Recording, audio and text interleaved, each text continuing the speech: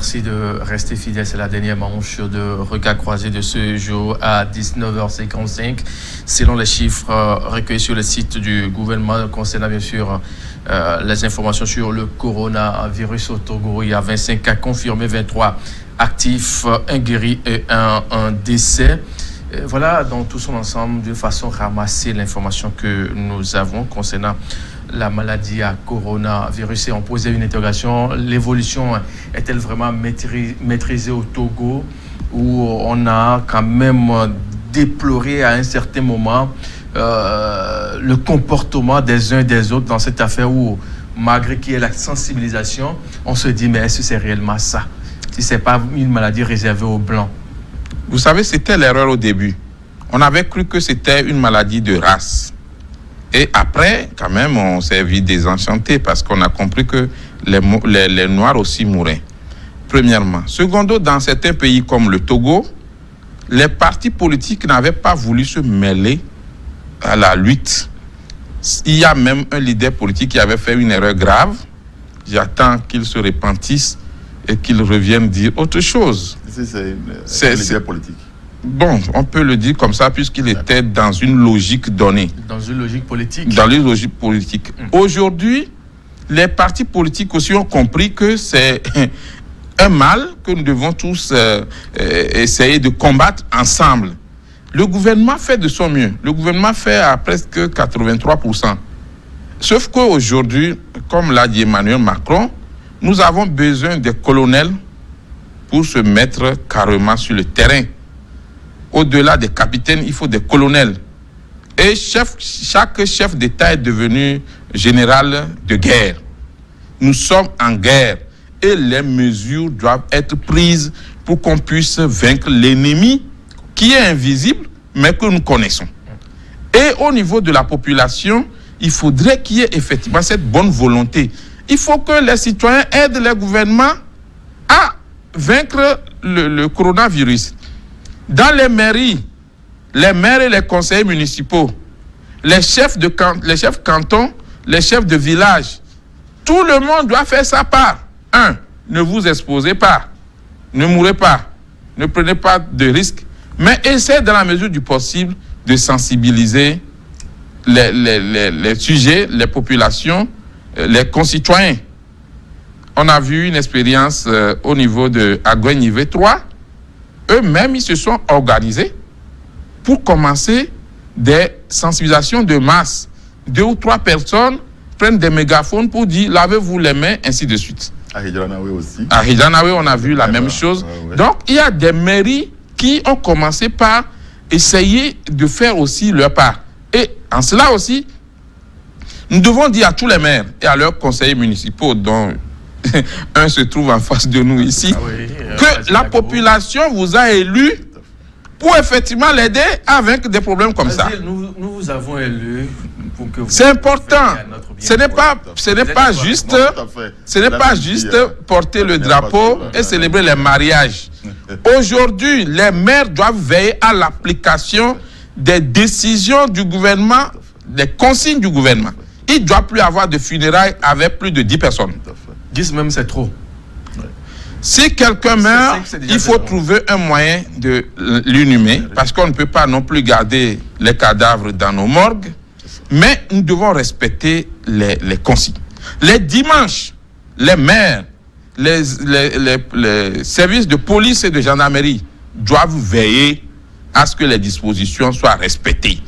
S'il y a un pasteur qui continue pas à mobiliser du monde pour faire les messes le dimanche, il faudra... Les vendredis, les mosquées aussi. Oui, les mosquées.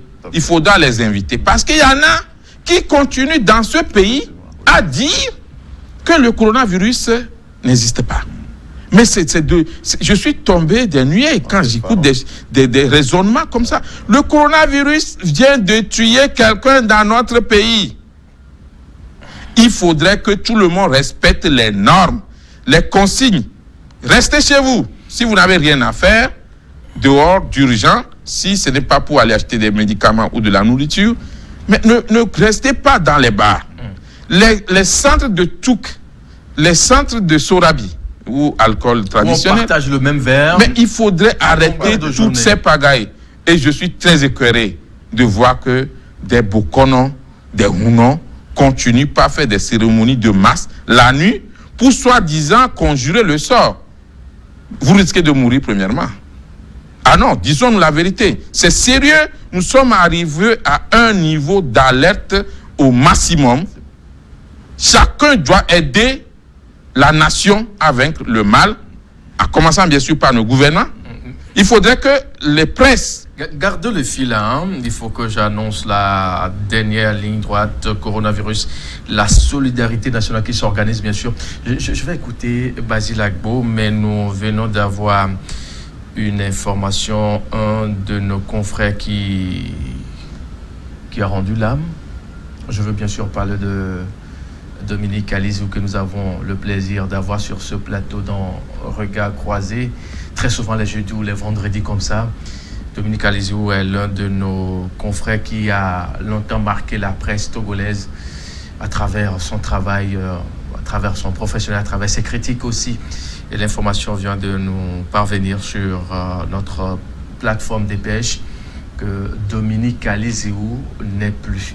La cause, nous y reviendrons forcément dans les heures qui viennent pour vous éclairer davantage sur ce qui en est concrètement.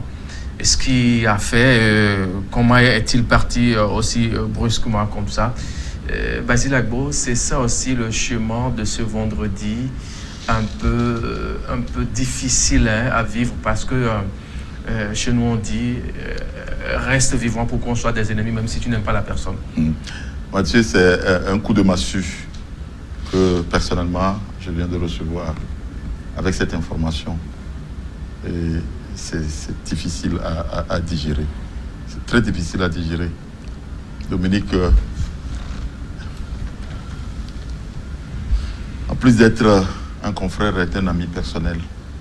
On a fait du chemin.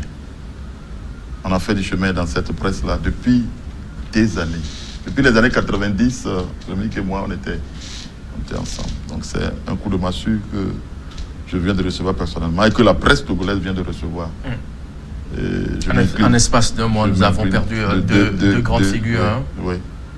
Je m'incline devant sa mémoire et pour souhaiter mes vives condoléances à la presse togolaise et à sa famille. C'est un coup de massue, c'est un coup de poignard. Que Dieu l'accueille dans sa demeure. Mais vous savez, le mal continue de progresser. S'il te plaît, c'est une très mauvaise nouvelle et nous devons de consacrer un peu de temps à cela. La disparition de Dominique Alizou, c'est une grande perte pour la presse togolaise. Pour la famille. Et nous allons dire toutes nos condoléances les plus attristées à sa famille biologique, à sa rédaction et à toute la corporation. Vous savez, Dominique, beaucoup de personnes l'aiment, d'autres ne l'aiment pas, parce que justement, il s'assume. Il assume sa responsabilité et il sait prendre ses positions. Sa défense, dans les débats. Oui, et il a sa conviction qu'il défendait très bien. Comme l'a dit Basile, pour nous qui étions dans la corporation, ça fait un moment, on a passé beaucoup de temps ensemble. Et on a vu beaucoup de choses. Au temps d'Yadema, l'ancien président, et aujourd'hui, avec le nouveau président, Fornia Singbe, on a fait beaucoup de choses ensemble. Et aujourd'hui, on va le dire, que Dieu, qui nous regarde sûrement, l'accueille dans son royaume et qu'il ait la paix éternelle. Mais surtout aussi que Dieu console sa famille biologique et sa famille professionnelle que constitue la presse. C'est une très mauvaise nouvelle pour nous parce qu'il va nous manquer et c'est vraiment déplorable. Il est parti très tôt parce que son pays, notre pays, a encore besoin de lui. la presse togolaise a encore besoin de lui.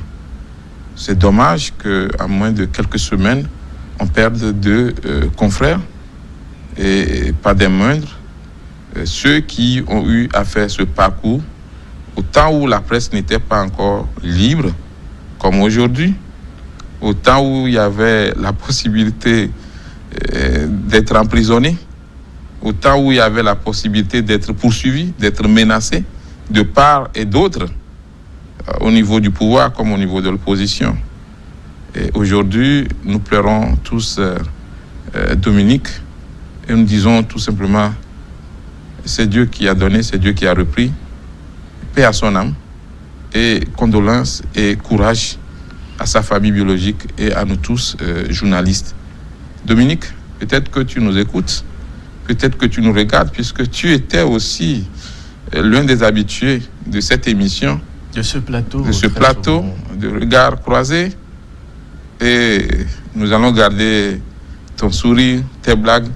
Des fois, on se chamaille un peu sur le plateau, et juste quand on sort dans l'ascenseur, dans les couloirs, c'est notre ambiance, hein. On commence par rigoler. Ce qui vraiment nous suit des fois éprouve des difficultés à comprendre si vraiment après le débat on arrive quand même je me rappelle. Il y a madame qui m'a souvent demandé, mais quand vous terminez le débat, comment ça se passe?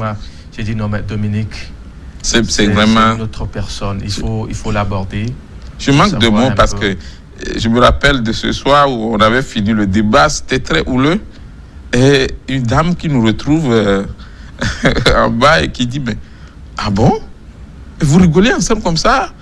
On dit, mais justement, on fait juste un débat d'idées et ça s'arrête là. Et c'est en cela qu'il faut saluer sa valeur d'homme. Il savait aimer, il savait pardonner, il savait effectivement tenir compte de l'opinion de l'autre, mais il défendait aussi son opinion, sa conviction. Il s'assumait. Dominique, repose en paix et nous n'allons jamais t'oublier. Et que Dieu t'accueille dans son royaume. Messieurs, si vous nous choisissez que maintenant vous regardez bien sûr votre émission Regard Croisé tous les soirs sur l'antenne info du groupe de télé New World, nous parlons bien sûr de coronavirus au Togo. Une mobilisation ou une solidarité nationale s'impose pour pouvoir endiguer le mal. Mais dans la foulée, cette information qui nous est tombée là-dessus, le débat brusque de notre collègue, confrère de la presse togolaise, Dominique Aliziou, qui n'est plus de ce monde. Il a rendu l'âme ce jour même et que son âme repose en paix. Basile, on va essayer de rester dans le débat, plus ou moins, tout en rendant l'hommage, bien sûr, à l'illustre disparu.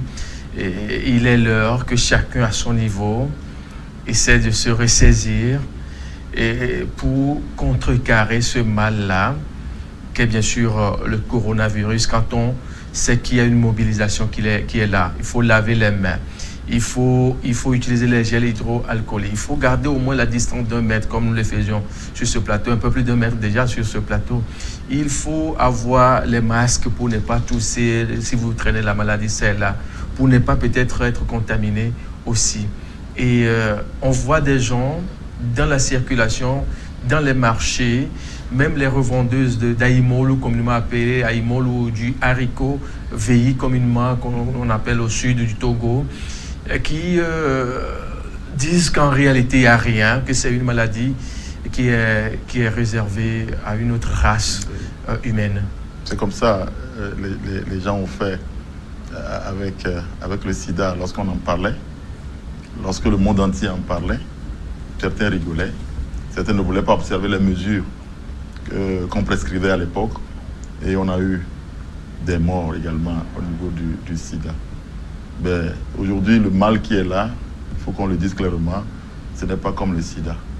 Le sida, on peut l'avoir, oui, le sida, on peut l'avoir, et les gens vivent avec le sida, les gens vivent des trentaines d'années, quarantaines d'années avec le sida.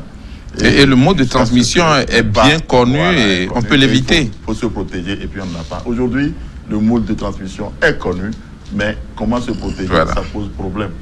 Et donc, il y a une solidarité qui se manifeste, comme vous étiez en train de le dire. Il y a certains... On a vu les députés aujourd'hui également qui ont donné le plein pouvoir au chef de l'État de décider, de choisir pour sauver, pour nous sauver. Ouais, nous sommes en guerre. Nous sommes vraiment en guerre. Et il faudrait qu'on ait la situation de guerre qui s'est annoncée. Et donc, je crois que l'Assemblée nationale a l'obligation de donner feu vert au chef de l'État, comme on l'a fait dans d'autres pays. Par exemple, en France, la dernière fois, lors du Conseil des ministres, ils ont pris jusqu'à 25 décrets, 25 ordonnances. Oui. Et donc, parce qu'il y a urgence. Il y a urgence, on ne peut plus, lorsqu'on veut prendre une décision, rassembler l'Assemblée pour lui demander est-ce que donc nous sommes vraiment en une situation où l'Assemblée nationale a l'obligation de les CDQ. Voilà. Je ne sais pas. Il était en train de le dire. À Lomé, c'est comme si on n'est pas concerné. Il faut aller dans les quartiers périphériques de la ville de Lomé, la capitale. Oui, les gens font comme s'ils ne sont pas concernés, mais il faut les concerner. C'est-à-dire que lorsque les gens ne sont pas bien informés, ne sont pas bien sensibilisés, ils ne croient pas à la chose. Il faut une sensibilisation plus accrue que ce que nous sommes en train de faire aujourd'hui. Une sensibilisation plus accrue, que toutes les radios se mettent dans la sensibilisation. Et au-delà des radios, vous êtes en train de le dire, les CDQ, les CDV et autres là, la presse en ligne, les réseaux sociaux. Il faudrait que tout le monde se mette dans cette bataille-là. Que les réseaux sociaux, je vous en prie, fassent un bon travail. Il faut de la bonne information. De fake news sur les réseaux sociaux. Et c'est dommage. C'est ça qui fait du mal à cette maladie. La maladie va progresser. La dernière fois, moi, j'ai lu. Et puis, quelqu'un qui présente une image d'un monsieur qui a les lèvres enflées. Oui. Alors que ce n'est pas vrai. On nous dit que c'est parce que la personne a apporté les masques qu'il a eu les lèvres de cette façon. J'ai posé la question de savoir, êtes-vous sûr que c'est les masques qui lui ont fait cette allergie-là? Et puis, où s'est-il procuré le masque? Non, en fait, c'est une autre allergie, carrément. Voilà. Et les masques, ce n'est pas aujourd'hui. C'est pas aujourd'hui qu'on a commencé à utiliser les masques. Les médecins utilisent toujours les masques et ils n'ont rien. Il ne faudrait pas que les gens continuent de faire publier les informations comme celle-là. Et il faudrait que l'État prenne les mesures. Oui, Basile, mais des informations comme ça circulent, il faut qu'on cherche celui qui a fait passer l'information et où il a reçu l'information pour qu'on ne continue pas par des fake news. Il faut se mettre du bordel. La ministre c'est très important. Sina Lawson avec l'ARCEP, on essaie maintenant de commencer par canaliser les informations, les fake news. Non, c'est ça. En fait, pas mettre la main quand on va commencer par ces personnes-là. Voilà. Je pense que ça peut diminuer un peu. En fait, la loi est déjà là. Effectivement. Le code a pris des dispositions. Il faut qu'on l'applique. Maintenant, ceux qui tombent sous le coup de la loi doivent effectivement répondre. Mais le plus important, c'est de couper le mal à la racine. Effectivement. Le problème pour les fake news, c'est quoi? On appelle ça en français les infox. C'est que quand tu reçois une information et on n'a pas mis source, ni WatTV, source Freedom Fighter, source TVT, source Plume Libre, si tu n'as pas une source, ne distribue pas, c'est tout. On nous dit que c'est avec l'oignon, on peut guérir avec Plingota, avec le sorabi. C'est faux, tout cela. Et ceux qui amplifient cette information font du mal à ce pays. Si vous recevez des informations où on n'a pas signé, on n'a pas mis la source, la personne qui a écrit, vous n'êtes pas capable d'identifier la personne, ne partagez pas. Tout le monde peut dire, je suis docteur X, docteur Y. Qui a publié? Quel média a publié? Quel gouvernement a publié? Donc, je crois qu'il faudrait que tout le monde arrête le mal. La question de masque, là, c'est très important. Les photos qui ont circulé, ce sont des photos fabriquées de toutes pièces, puisque c'est pour une autre allergie. Et je vous dis que c'est un montage. C'est un montage parce qu'aujourd'hui, grâce à la technologie, je peux mettre des masques au cou d'une personne ayant développé une allergie suite à un autre mal. Facile, hein? Donc, les gens croient à n'importe quoi. Et il y en a qui sont devenus des spécialistes. Aujourd'hui, c'est bizarre. Tout le monde est devenu journaliste. Oui. Tout le monde est devenu journaliste parce qu'il y en a qui publient tellement tout ce qu'ils reçoivent que je me dis, mais vous achetez du crédit à combien? Je ne sais pas. Mais écoutez, il faut arrêter le mal à la racine. Il faut couper la chaîne. Dès que vous recevez des messages où on n'a pas mis la source, ne publiez pas. Le gouvernement a dit ceci. Quand le gouvernement dit quelque chose, vous allez avoir les sources qui vont publier. Quand vous voyez des messages qui ne sont pas publiés par des journalistes, qui s'assument, qui écrivent leur nom, qui écrivent le nom de leurs médias, ne partagez pas. Ne partagez pas. On nous dit qu'avec l'eau chaude, on peut guérir le coronavirus. C'est faux.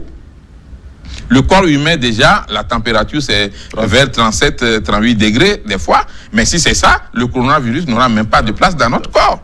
Le sorabi plutôt affaiblit l'organisme et permet une rapide contamination et une évolution rapide du mal.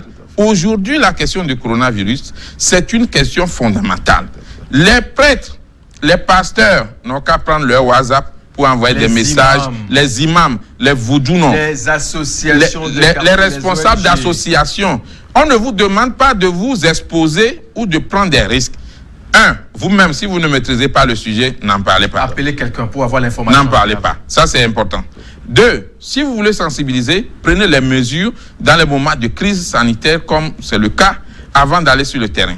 Aujourd'hui, nous avons eu à conseiller à la commune de Agogne-Nivé 3 certaines dispositions par rapport à comment faire passer la communication, la sensibilisation à des moments de crise sanitaire. Vous savez, aujourd'hui, il faudra d'abord se protéger, maîtriser la bonne information et véhiculer la bonne information en faisant tout et tout pour ne pas prendre des risques, pour ne pas être infecté soi-même. Et les chefs cantons, c'est le moment.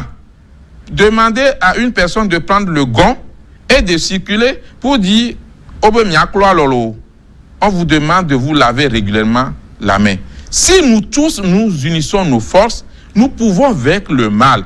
Il suffit qu'on fasse reculer le coronavirus et vous allez voir, si les départements, les milieux comme moi en Chine ont pu reprendre les activités depuis lundi, ça veut dire que nous pouvons aussi vaincre le mal. On peut le faire au Togo. Et aujourd'hui, ce qu'on ne comprend pas, si vous voyez les chiffres de la Chine, mais les chiffres diminuent. Et au même moment, en Afrique, nous commençons par enregistrer. Et malheureusement, les médias sont obligés de faire les décomptes macabres. On est obligé. Et je crois qu'aujourd'hui, nous devons nous sauver et sauver les autres. Et si nous ne voulons pas nous sauver, au moins sauvons les autres. Vos enfants ont besoin de vivre. Chaque fois que vous revenez à la maison, lavez vous-même les mains régulièrement. Moi, je dis même à mes enfants, allez vous laver. C'est encore mieux. Mais lavez-vous les mains d'abord avant de toucher quoi que ce soit, avant de toucher vos enfants. Ce n'est pas de l'amusement. Ceux qui pensent que l'alcool peut combattre ce mal se trompent et ils vont mourir. Il faudrait tout faire pour que le Togo s'arrête à ce seul décès. Merci. Et nous pouvons le faire si nous tous nous conjuguons nos efforts ensemble. Que le gouvernement trouve les moyens aux médias qui continuent pas à travailler pour continuer par le faire. Que les forces de défense et de sécurité soient équipées pour pouvoir continuer par faire le travail de surveillance. Parce que nos militaires et nos policiers aussi ne doivent pas mourir. Mais en même temps, par rapport à nos engagements, quand vous êtes médecin, infirmier, policier, militaire ou journaliste, vous êtes obligé en ces moments-là de sortir et de sensibiliser la population. Nous nous offrons un sacrifice, mais il faut que la population nous aide pour qu'on puisse vaincre le mal. Merci. Il faut que l'État mette les moyens à la disposition de ceux qui peuvent continuer la sensibilisation. L'autre point de cette sensibilisation, on a comme impression qu'on est en train d'utiliser une langue qui n'est pas vraiment la langue la plus propice pour passer l'information. Pour peut-être ma grand-mère qui est peut-être à Tado, ou ma soeur qui est peut-être à Clomayondi dans le Grand Cloto, ou pour mon ami qui est peut-être à Chikawa dans la Kosa, ou mon copain qui est à Naki Est, au nord du pays, on a besoin quand même de passer l'information dans certaines langues locales. Et c'est fait, hein? Le gouvernement a mis sur pied. C'est fait par le gouvernement. Une cellule qui est en train de faire la sensibilisation dans toutes les langues. Toutes les langues du Togo. Bon, pas toutes, mais toutes les langues les plus parlées. C'est-à-dire qu'on sait que lorsque je vous parlais éveillé, la majorité écoute de Lomé jusqu'à Saint-Cassé. Etc. Donc le gouvernement a essayé de faire ce travail-là et il faut encourager pour que ces informations aussi soient données sur les chaînes locales. Oui, au niveau des radios rurales. Adri Dibaba Yassingbe, je pense qu'il a du boulot. Il a du boulot. Et à cela, la RAC avait eu à prendre des dispositions pour que les radios locales, rurales puissent faire aussi la campagne électorale. C'est le moment pour que la RAC aussi et le gouvernement prennent encore des dispositions pour que les radios locales, rurales puissent aussi faire la diffusion du message de sensibilisation. Le gouvernement y a vraiment pensé. Le travail est en train de Il faut l'intensifier.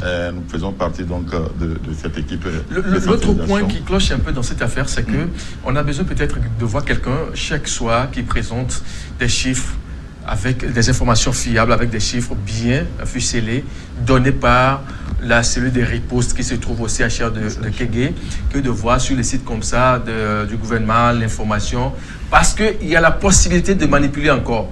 Avec l'Adobe Premiere, on peut facilement modifier les chiffres, et puis, parce que j'en ai vu plusieurs fois avant d'aller sur le site, pour être sûr de cette information que je voudrais donner, il y a un instant concernant bien sûr un décès. Voilà un peu ce qu'il faut faire. Je disais hier ou bien dans la semaine qu'il faut qu'on essaie maintenant de voir avec certaines têtes dans le journalisme, ceux de la communication dans tout son ensemble. On peut voir avec certains enseignants, chercheurs à l'université. Il y a plein de gens qui s'y connaissent. Basile Agbo s'y connaissent, Tommy s'y connaissent dans cette affaire. Il y a le doyen Koussa qui est là, il y a un à l'université. Il faut dire que le gouvernement, comme chaque gouvernement d'Afrique, les gouvernements ont été surpris par le fléau. C'est aujourd'hui que petit à petit, on organise les ripostes, on s'organise. Mais c'est qu'il ne faut pas traîner parce que, comme le dit le secrétaire général de l'ONU, si l'Afrique traîne le pas, l'Afrique va ramasser des millions de morts et ce serait dommage. Il est temps que tous nos gouvernements se réveillent et mettent les moyens. Il faut mettre plus de moyens pour sensibiliser. Le coronavirus, ce n'est pas de l'amusement, ce n'est pas de la blague. Le coronavirus a tué quelqu'un au Togo. Attention, respectons les consignes, lavons-nous les mains, essayons de ne pas serrer la main, ne sortons pas trop si nous n'avons rien à faire, respectons les recommandations pour vivre et pour faire vivre notre nation. Merci beaucoup. Basile, merci d'être passé. Merci. Prenez grand soin de vous. Vivien, prenez grand soin de vous. Merci Mathieu. Nous sommes devenus des colonels. Parce qu'il n'est pas donné à tout le monde de sortir par 7 ans pour continuer la sensibilisation. C'est la maison que madame se met à... C'est un peu... Heureusement que nous prenons les dispositions. Avec l'aide de Dieu dans tout ce qui est en train de se passer, surtout toutes nos pensées à la grande famille de la presse togolaise qui a perdu un de leurs. Je veux bien sûr nommer Dominique Alizéo, qui n'est plus de ce monde, qui a rendu l'âme ce vendredi même. Et toutes nos condoléances à sa famille, à la presse togolaise et au monde de la presse dans tout son ensemble. Très bonne suite de nos programmes. On se retrouve demain dans Le Monde en 7 et puis la semaine prochaine, si Dieu nous prête vie, pour d'autres rendez-vous de Regards croisés.